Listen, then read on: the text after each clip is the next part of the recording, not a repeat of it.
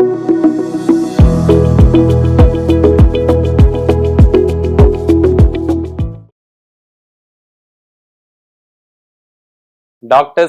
நேர்களுக்கு வணக்கங்கள். இப்போ நம்ம பார்க்க போற டாபிக் பார்த்தீங்கன்னா கண்புரை. கண்புரை யாருக்கெல்லாம் வரும்னு பார்க்கலாமா? கண்புரை யாருக்கெல்லாம் வயசாகுதோ வரும், யாருக்கெல்லாம் சுகர் பிபி இருக்கோ வரும்.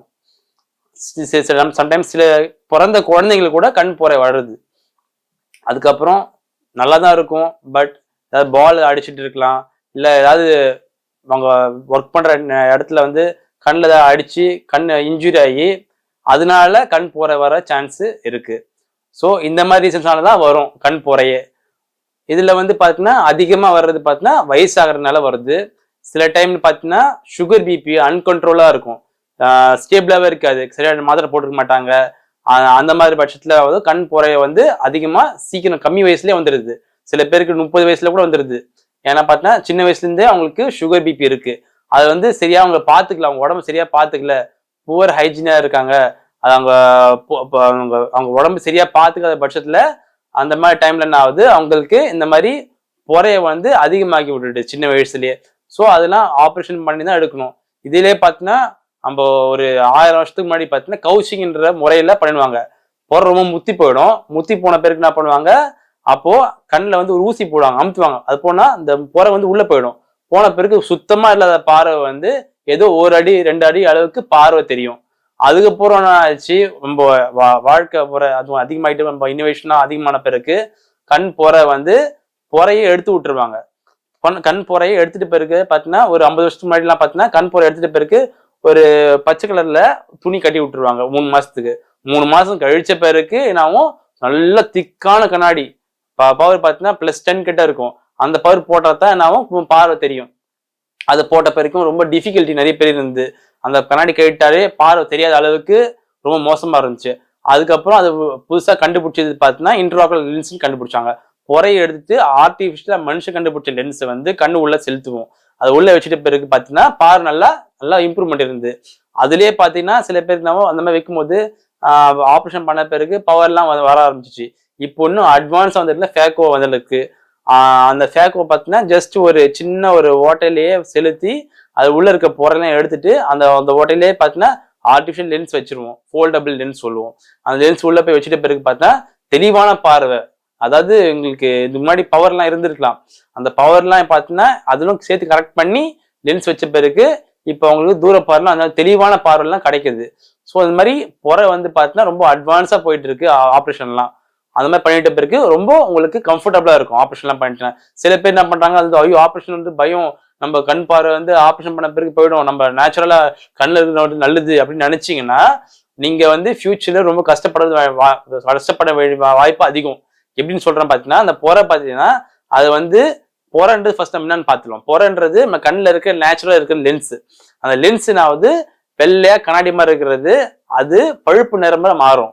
அது பழுப்பு நிறமா மாறுறது நான் வெள்ளையாவோ மஞ்சளாவோ பிரவுனாவோ இல்ல கருப்பாவோ மாறும். ஸோ இந்த மாதிரி ஃபுல்லா கலர் மாறின பிறகு நாவும் கண்ணை மறைச்சிரும். அதை மறைச்சிட்ட பிறகு நாவும் அந்த பொறையை எடுத்துருவோம். பொறையை எடுத்துட்ட பிறகு ஆர்டிஃபிஷியல் லென்ஸ் வைப்போம். வச்ச பிறகு பார்த்தா தெளிவான பார்வை கிடைக்கும். இதுவே நீங்க ஆப்ரேஷன் பண்ணாம விட்டுட்டீங்கன்னாவும் பொறை பழுப்பு நிறமா ஆகி வெள்ளையாயிடும். வெள்ளையான பிறகு முத்தி போயிடும். முத்தி போன பிறகு கண் அந்த பொறை வெடிச்சு போயிடுச்சுன்னா உங்களுக்கு தாங்க முடியாத அளவுக்கு வலி வரும். ஒரு உதாரணம் சொல்றேன் பாருங்க, ஒரு பல்லு வலி வருது, பல்லு வலி உங்களுக்கு சொத்த பல்லு அதிகமாயிடுச்சு, தாங்க முடியாத அளவுக்கு வலி வருது இல்ல, அந்த மாதிரி வலி கண்ணுல எப்படி இருக்கும், தாங்க முடியாது, கண்ணு பயங்கரம் வலிக்கும், அம்மா குத்துறமா வலிக்கும். அந்த மாதிரி வலி தாங்க முடியாத அளவுக்கு வந்துச்சுன்னா எமர்ஜென்சி ஆப்ரேஷன் பண்றதுதான் சூழ்நிலை வரும். அது ஆப்ரேஷன் பண்ண பிறகு அப்போ என்ன ஆகும், உங்களுக்கு ஓரளவு தான் பார்வை வருமே தவிர ஃபுல் பார்வை வர்றது ரொம்ப கஷ்டம். ஸோ அதெல்லாம் நீங்க தவிர்க்கணும்னா முன்னாடியே ஆப்ரேஷன் பண்றது ரொம்ப நல்லது. அது எந்த அளவுக்கு பொறை அதிகமா இருக்குன்று நீங்க பக்கத்துல இருக்க டாக்டர்ஸ் போய் நீங்க அணுகி இப்ப பண்ணலாமா வேணாமான்ட்டு நீங்க பாத்துக்கிறது ரொம்ப நல்லதுங்க. அதனால இப்போ பொறையை அசால்ட்டா நீங்க நினைக்க வேணாம். அது கம்மியா இருக்கும் போதே பண்ணணும்னு சொல்லல, கம்மியா இருக்கிறதோட கொஞ்சம் மாடரேட் ஸ்டேஜ் வர்றது டைம்ல உங்க கண் பார்வை மறைக்குது இந்த பட்சத்துல பண்ணலாம். சில பேர் கேட்கறாங்க, நான் நல்லா தான் படிக்கிறேனே, எனக்கு எதுக்கு ஆப்ரேஷன் பண்ணணும் நினைக்கிறாங்க. பட் ஏன் அந்த மாதிரி பண்ணணும் அவங்களுக்குன்னு பார்த்தீங்கன்னா, சில பேர் ஜென்ஸ் இருப்பாங்க. ஜென்ஸுக்கு வந்து சென்ட்ரல் கேட்ராக்ட் இருக்கும். சென்ட்ரல் கேட்ராக்ட் போது நடுவில் ஒரு 6 மணிக்கு மேல டிரைவ் பண்றது ரொம்ப சிரமமா இருக்கும். ஏன்னு பார்த்தீங்கன்னா 6 மணிக்கு மேல ஹை பீம்ல லைட் ஆப்போசிட்லாம் வரும். அப்போ டக்கு அந்த லைட்ல அடிக்கும்போது டக்குன்னு மறைச்சிரும். அவங்களுக்கு ஆக்சிடென்ட் ஆகி உயிரே போற வாய்ப்பு அதிகமா இருக்கு. ஸோ அதெல்லாம் தவிர்க்கணும்னா அந்த மாதிரி கேட்ராக்ட் உள்ளவங்களுக்கு சீக்கிரமா ஆப்ரேஷன் பண்றது ரொம்ப நல்லதுங்க. சில பேர் இந்த மாதிரி சில லேடிஸ் இருப்பாங்க. லேடிஸ் இதே போற வந்து லேடிஸ் இருக்கும்போது அவங்க ஹவுஸ் ஒய்ஃபா இருப்பாங்க. அவங்க ஹவுஸ் ஒய்ஃபா இருக்கும்போது அவங்க டிரைவிங்லாம் பண்ண போறது கிடையாது. ஸோ அதனால அவங்களுக்கு எமர்ஜென்சியா பண்ணணும் அவசியம் கிடையாது. வேற அவங்களே ஒரு ஒர்க்கிங் ஒரு லேடியா இருக்காங்க, அவங்களே டிரைவ் பண்றவான சூழ்நிலை இருக்காங்கன்னா அவங்களுக்கும் ஆப்ரேஷன் சீக்கிரமா பண்றது ரொம்ப நல்லதுங்க. ஸோ இதெல்லாம் விஷயம்லாம் நாங்கள் அதிகமா தெரிஞ்சுக்கணும்னா நீங்க கண் பார்வை மறைக்குதுன்னா பக்கத்துல இருக்க அருகில உள்ள ஒரு ஐ ஸ்பெஷலிஸ்ட் நீங்க போய் பாக்குறது ரொம்ப நல்லது. நம்ம இப்போ கண் போற எப்படிலாம் கண்டுபிடிக்கலாம்னு நம்ம பார்க்க போறோம். இப்ப கண் போற பாத்தீங்கன்னா சின்ன வயசுல பாத்தீங்கன்னா பார்ப்பாங்க. பாக்குற விஷயம் வந்து கரெக்டா கிளியரா தெரியாது. அது வந்து தெரியாத பட்சத்துல அவங்களுக்கு கண் போறன்னு சொல்ல முடியாது. அது பவரா கூட இருக்கலாம். பவர் இருந்தா கூட அவங்களுக்கு கண் பார்வை மறைக்கும். ஸோ அதுல வந்து நீங்க டெஸ்ட் பண்ணாதான் தெரியும். அதே மாதிரி இப்போ கண்ணாடி போட்டும் அவங்களுக்கு தெளிவான பார்வை கிடைக்கல, ஒரு கிளாரிட்டி இல்லைன்ற பட்சத்துல வெளிச்சத்தெல்லாம் பார்த்தா ஒரு ஒளி வட்டமா தெரியுது, ஒரு மாதிரி உங்களுக்கு ஒரு மாதிரி புகை மூட்டமா தெரியுற பட்சத்துல கண் இருக்க வாய்ப்பு ரொம்ப அதிகம். ஸோ அதெல்லாம் நீங்க என்ன பண்ணணும், செக் பண்ணாதான் தெரியும் கரெக்டா. சில பேர் கேட்கறாங்க, இந்த கண் வராம இருக்கிறதுக்கு என்னெல்லாம் பண்ணலாம் அப்படி கேட்கறாங்க. கண் வராம இருக்கிறதுக்கு நீங்க என்ன பண்ணணும்னா சுகர் பிபி வராம இருக்கணும். மற்றபடி பார்த்தீங்கன்னா உங்களுக்கு கண்ணில் வேற ஏதாவது இன்ஃப்ளமேஷன் யூவிஐடி சொல்லுவோம். அதுக்கப்புறம் கண்ணில் வந்து நரம்பு ப்ராப்ளம் யார் இருந்தா கூட கண் வர்ற வாய்ப்பு ரொம்ப அதிகம். ஸோ அதெல்லாம் வராம இருந்திருக்கணும். ஸோ இருந்துச்சுன்னா உங்களுக்கு கண் வர்றது வாய்ப்பு ரொம்ப கம்மி. அதுக்கப்புறம் இதெல்லாம் இருந்தும் எனக்கு கண் வராம இருக்கணும்னா உங்களுக்கு வயசாகாம இருக்கணும். வயசாகாம இருந்தா கண் வராம இருக்கும். யாருக்கும் வயசாகாம இருக்காது இல்ல, எல்லாருக்கும் வயசாகும்.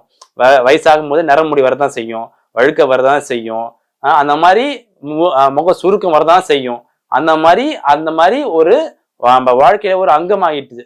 வயசாகுதுன்னா ஒரு சில விஷயம் உடம்புல சேஞ்சஸ் நடக்கதான் செய்யும். அந்த மாதிரி அதுவும் ஒரு விஷயம். அதுக்கு நம்ம என்ன பண்ணணும், அதிகமாயிடுச்சுன்னா ஆப்ரேஷன் தாங்க பண்ணணும். அதுக்கு எந்த ஒரு நாட்டு வைத்தியமோ வேற எந்த ஒரு வைத்தியமோ ஒன்றும் ஹெல்ப் பண்ணாது. அது பண்ணாலும் டெம்பரவரி ரிலீஃபா இருக்குமே தவிர பெர்மனன்ட் ரிலீஃப் எதுவுமே கிடையாதுங்க. அதனால பக்கத்துல இருக்க நீங்க ஐ ஸ்பெஷலிஸ்ட், ஆப்டோமெட்ரிஸ்டோ இல்ல ஆப்தமாலஜிஸ்டோ நீங்க பாக்குறது ரொம்ப நல்லது. ஒரு சிலர் கேட்கறாங்க, சுகர்னால எப்படி நம்மளுக்கு கண் வரும்னு கேட்கறாங்க, பிபினால எப்படி வரும்னு கேட்கறாங்க. அதை அன்கண்ட்ரோலா இருக்கும் போதுனாவும் கண்ணில் வந்து சில சேஞ்சஸ் நடக்கும்.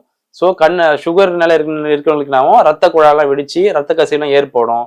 ஸோ அதே மாதிரி தான் பிபியும் பார்த்தீங்கன்னா, பிபியும் அதிகமாக இருக்கிற பட்சத்தில் கண் பார்வை கொஞ்சம் அதை மறைக்கிற மாதிரி இருக்கும்.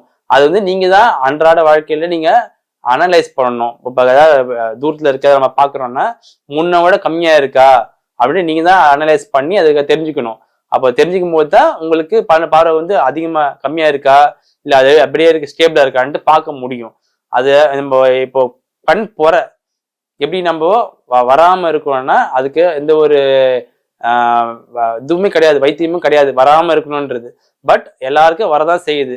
சில பேருக்கு அவங்க நியூட்ரிஷன் எடுக்கிறது சம்பந்தம், அவங்க எந்த அளவுக்கு நம்ம நியூட்ரிஷன் விட்டமின்ஸ் நல்லா எடுக்கிறாங்களோ அதுக்கேற்ற மாதிரி அவங்களுக்கும் நாமும் போஸ்ட்மார்ட் ஆகிட்டே போவோம்.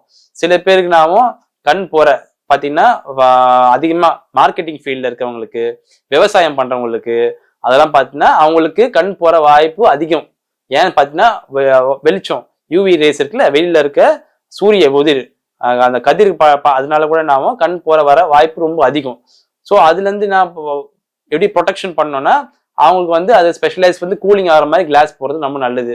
அது மாதிரி போட்டா அவங்களுக்கு கண் வர வாய்ப்பு கொஞ்சம் போஸ்ட்போன் பண்ணலாமே தவிர ஃபுல் கியூர் பண்ண முடியாது. இப்போ ஒரு 5 வருஷத்துல கண் வருதுன்னா அந்த மாதிரி உங்களுக்கு ப்ரொடெக்ஷன்ஸ் போடும்போது ஒரு 8 வருஷமோ 10 வருஷமோ தள்ளி போடலாம்.